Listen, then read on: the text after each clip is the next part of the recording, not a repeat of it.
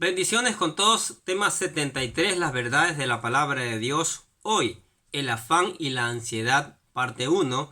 Y utilizamos Mateo capítulo 6, versículo del 25 al 34, que dice lo siguiente. Por eso os digo, no os preocupéis por vuestra vida, qué comeréis o qué beberéis, ni por vuestro cuerpo, qué vestiréis. ¿No es la vida más que el alimento y el cuerpo más que la ropa? Mirad las aves del cielo, que no siembran, ni ciegan, ni recogen en graneros, y sin embargo vuestro Padre Celestial las alimenta. ¿No sois vosotros de mucho más valor que ellas? ¿Y quién de vosotros, por ansioso que esté, puede añadir una hora al curso de su vida? Y por la ropa, ¿por qué os preocupáis? ¿Observáis cómo crecen los lirios del campo? No trabajan ni hilan. Pero os digo que ni Salomón en toda su gloria se vistió como uno de estos. Y si Dios viste así la hierba del campo, que hoy es y mañana es echada en el horno, ¿no hará mucho más por vosotros, hombres de poca fe? Por tanto, no os preocupéis diciendo, ¿qué comeremos? ¿O qué beberemos? ¿O con qué nos vestiremos? Porque los gentiles buscan ansiosamente todas estas cosas, que vuestro Padre Celestial sabe que necesitáis de todas estas cosas. Pero buscad primeramente su reino y su justicia, y todas estas cosas os serán añadidas. Por tanto, no os preocupéis por el día de mañana, porque el día de mañana se cuidará de sí mismo. Bástale a cada día sus propios problemas. Es maravilloso ver cómo el Señor Jesús, luego de hablarnos acerca de la insensatez de confiar en las riquezas y de entender que todo tesoro de un hijo del reino debe ser depositado en el reino celestial, ahora nos enseña por qué debemos ver la vida sin afanes y ansiedades. Es clara la diferencia que hace el Señor entre el testimonio de confianza en Dios que debe tener un creyente y esa falta de confianza en un gentil, sinónimo aquí de un incrédulo o un impío. Por esto Jesús dice en el versículo 32, porque los gentiles buscan todas estas cosas. Con esta enseñanza, Jesús quiere llevarnos a entender cuál debe ser la prioridad en la búsqueda espiritual de un hijo de Dios que confía en su Creador y sustentador. Veamos lo que el Señor desea enseñarnos en este pasaje. Capítulo 1, la ansiedad. A su etimología.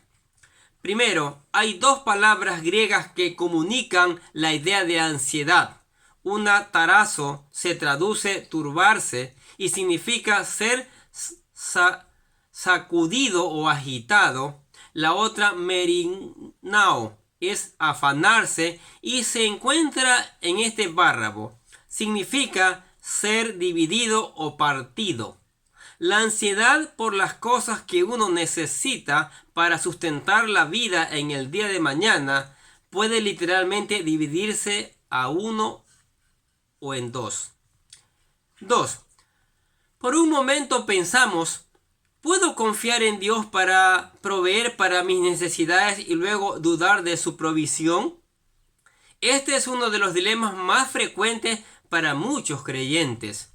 La voluntad de Dios no es que sus hijos vivan en un estado de ansiedad permanente sin confiar en que Él tiene todo el control. Tercero, este pasaje presenta el antídoto divino para evitar la ansiedad en los súbditos del reino. Primero, Jesús prohíbe la ansiedad, luego señala su causa, destaca 5 razones en contra de ella y termina declarando el principio general que debe guiar a los siervos del rey. B. Prohibición de la ansiedad.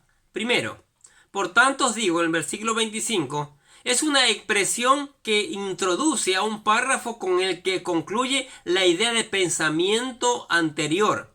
Jesús emplea un imperativo del tiempo presente con el adverbio de negación.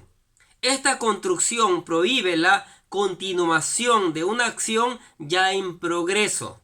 Dice en efecto, no continuéis afanándonos. 2. En cambio, la prohibición del versículo 34 emplea el mismo verbo, pero en tiempo pretérito indefinido. Quiere decir, no comencéis a afanarnos por el día de mañana. Por estas dos prohibiciones entendemos que no es la voluntad de Dios que ningún creyente experimente ansiedad por el sustento diario de la vida. Tercero, la causa de la ansiedad se encuentra en la expresión hombres de poca fe, versículo 30. La poca fe era la causa del temor de los discípulos en la tempestad, capítulo 8, versículo 26, y el temor de Pedro cuando se hundía en el agua sobre el cual acababa de caminar, capítulo 14, versículo 31. La crisis económica y la ansiedad resultante es tema de conversación en casi todos los ámbitos. Sin embargo, Jesús indica que no hay crisis económica para el siervo de Dios. Lo que puede haber es una crisis de fe. C. Razones por qué evitar la ansiedad. En este párrafo encontramos 5 razones por las cuales el creyente no debe sentir ansiedad o preocuparse sobremanera por el sustento de la vida. Primero, la ansiedad es innecesaria.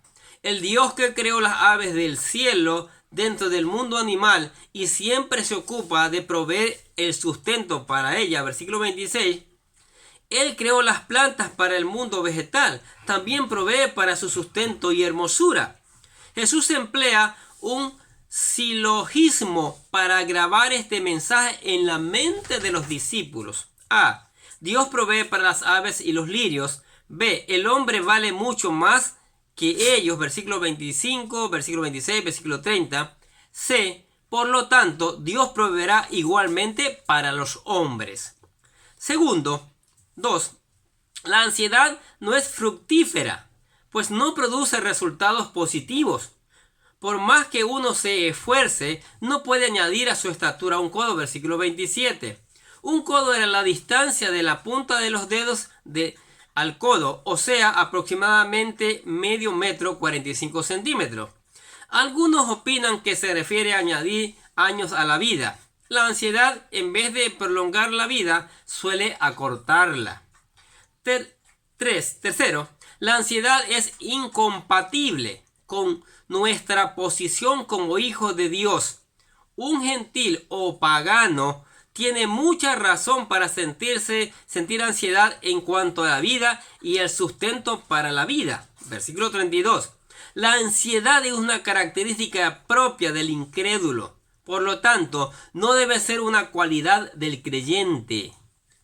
Cuarto, la ansiedad de parte de un súbdito del reino es indecorosa porque deshonra a nuestro Padre Celestial, pues indicaría que nuestro Dios no quiere o no puede proveer para nuestras necesidades terrenales y eso es una afrenta a su persona. Quinto, la ansiedad por las necesidades de mañana es inoportuna, pues nos carga hoy con las cargas que se deben guardar para mañana, versículo 34. La ansiedad produce una doble carga que aplasta al que la padece.